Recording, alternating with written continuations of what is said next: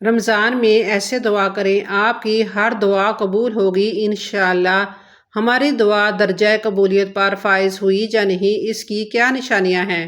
حضرت ابو ہریرہ رضی اللہ تعالیٰ عنہ سے منقول ہے کہ بے شک رسول اللہ صلی اللہ علیہ وآلہ وسلم نے فرمایا، تم میں سے ہر ایک کی دعا قبول ہو جاتی ہے جب تک کہ وہ بسم اللہ الرحمن الرحیم۔ آج کل معاشرے میں اکثر لوگوں کا یہ شکوہ ہوتا ہے کہ ہماری دعا قبول نہیں ہوتی، ہم دعائیں کرتے ہیں لیکن سنی نہیں جاتی۔ قرآن مجید میں اللہ تعالیٰ کا یہ وعدہ ہے کہ جو بھی بندہ مجھ سے دعا کرتا ہے میں اس کی دعا کو قبول کرتا ہوں۔ قرآن مجید میں اللہ تعالیٰ نے فرمایا، اور جب میرے بندے تجھ سے میرے بارے میں سوال کریں تو بے شک میں قریب ہوں، میں پکارنے والے کی دعا قبول کرتا ہوں۔ جب وہ مجھے پکارتا ہے تو لازم ہے کہ وہ میری بات مانے اور مجھ پر ایمان لائیں تاکہ وہ ہدایت پائیں۔ دعا عربی زبان کا لفظ ہے، اس کا معنی ہے پکارنا۔ عموماً یہ لفظ کسی حاجت یا ضرورت کے وقت پکارنے میں استعمال ہوتا ہے۔ اللہ تعالیٰ نے امت محمدیہ کو دعا مانگنے کا حکم دیا، یہ اس امت کا خاص اعزاز ہے، ورنہ حضرت کعب احبار کی روایت کے مطابق پہلے زمانہ میں یہ خصوصیت انبیاء کی تھی۔ انبیاء لوگوں کے لیے دعا کرتے، اللہ تعالیٰ قبول فرماتا، اور امت محمدیہ صلی اللہ علیہ وآلہ وسلم کی یہ خصوصیت ہے کہ یہ حکم تمام امت کے لیے عام کر دیا گیا ہے۔ اب ہر شخص دعا مانگے۔ حضرت جابر رضی اللہ تعالیٰ عنہ سے ارشاد نبوی منقول ہے، یعنی دعا مومن کا ہتھیار ہے۔ ہتھیار صحیح کام تب ہی دکھاتا ہے جب ہتھیار بھی تیز ہو اور چلانے والا بھی طاقتور ہو۔ دعا طاقتور کیسے بنے، اس کے لیے رسول اکرم صلی اللہ علیہ وآلہ وسلم نے کچھ آداب سکھائے اور دعاؤں کے الفاظ سکھائے جو مسنون دعائیں کہلاتی ہیں۔ اور دعا مانگنے والا کیسے طاقتور بنے، اس کے لیے دعا مانگنے کے مسنون طریقے سکھائے۔ دعا مانگنے کا اصل اصول اللہ تعالیٰ نے سورہ اعراف کی آیت نمبر 55 میں بیان فرمایا، یعنی تم اپنے رب سے دعا کیا کرو عاجزی کے ساتھ اور پوشیدہ طریقہ سے، بے شک اللہ تعالیٰ حد سے آگے بڑھنے والے کو پسند نہیں فرماتا۔ اس آیت سے معلوم ہوا کہ دعا کرنے والا خشوع اور خضوع یعنی عاجزی اور اللہ کے دھیان کے ساتھ دعا مانگے، اور دوسرا ادب یہ معلوم ہوا کہ آہستہ آواز سے دعا کرے، لیکن اگر امام مقتدی دعاؤں سے ناواقف ہوں تو پھر امام کے لیے اونچی آواز سے دعا مانگنے میں کوئی حرج نہیں۔ دعا کے طاقتور بنانے کی ایک صورت یہ بھی ہے کہ وہ دعائیں مانگی جائیں جو قرآن مجید میں انبیاء کرام علیہ السلام نے دعائیں مانگیں، اللہ تعالیٰ نے ان کی وہ دعائیں قبول فرمائیں، یا احادیث میں جو دعائیں آپ صلی اللہ علیہ وآلہ وسلم نے سکھائی ہیں وہ مانگی جائیں۔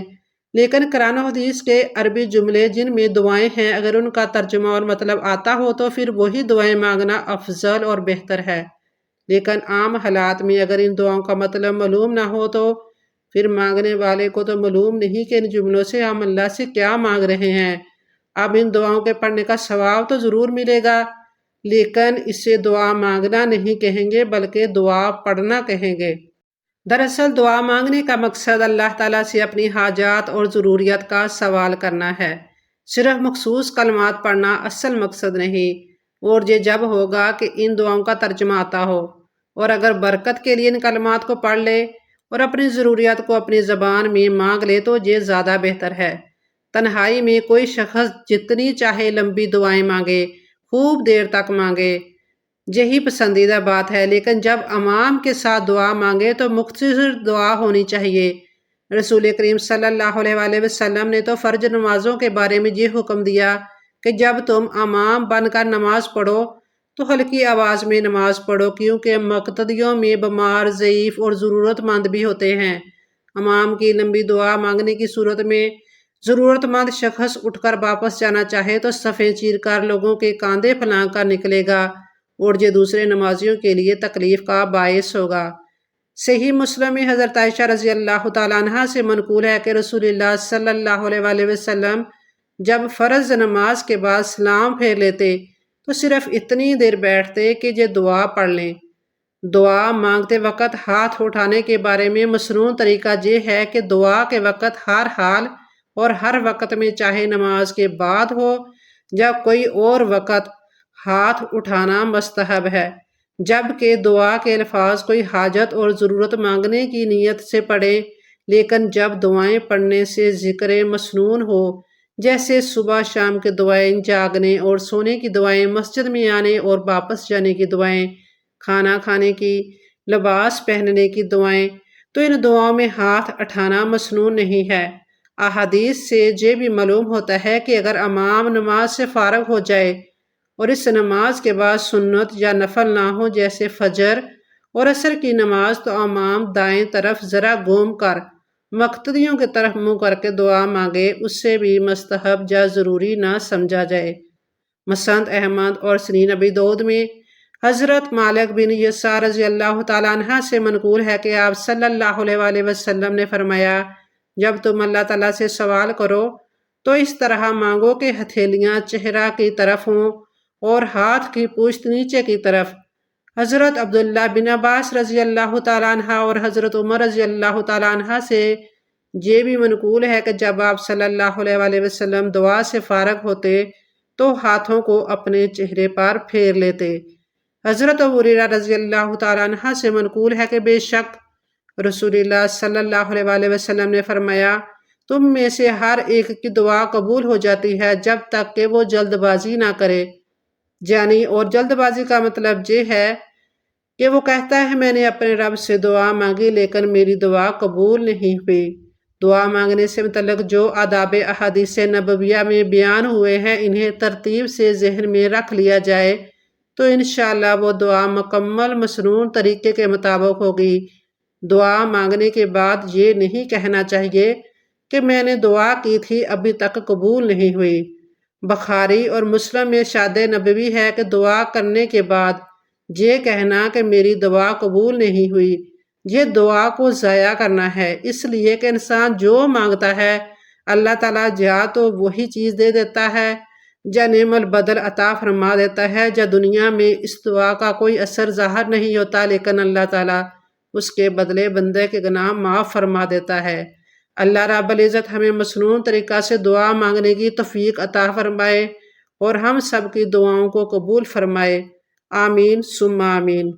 حضرت ابو سعید خدری رضی اللہ تعالیٰ عنہ سے مروی ہے کہ نبی صلی اللہ علیہ وآلہ وسلم نے فرمایا، جو مسلمان کوئی ایسی دعا کرے جس میں گناہ یا قطع رحمی کا کوئی پہلو نہ ہو، اللہ اسے تین میں سے کوئی ایک چیز ضرور عطا فرماتے ہیں، یا تو فوراً ہی اس کی دعا قبول کر لی جاتی ہے، یا آخرت کے لیے ذخیرہ کر لی جاتی ہے، یا اس سے اس جیسی کوئی تکلیف دور کر دی جاتی ہے۔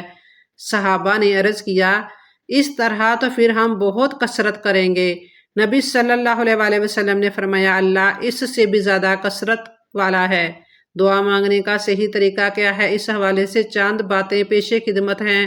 دعا کے لیے ہاتھ اٹھانے کے بعد سب سے پہلے اللہ تعالیٰ کی حمد و ثنا بیان کریں، اللہ تعالیٰ کی تعریف کریں، چاہے عربی زبان میں کریں یا اردو پنجابی میں، پھر آقا علیہ الصلاۃ والسلام پر درود شریف پڑھیں اور درود شریف کثرت سے پڑھیں، کیونکہ درود شریف کی برکت سے اللہ تعالیٰ دعا قبول فرماتے ہیں۔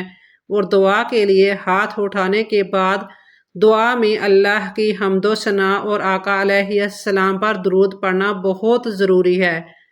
عبداللہ بن بریدہ سے روایت ہے کہ ان کے والد کا بیان ہے کہ رسول اللہ صلی اللہ علیہ وآلہ وسلم نے ایک شخص کو دعا کرتے سنا۔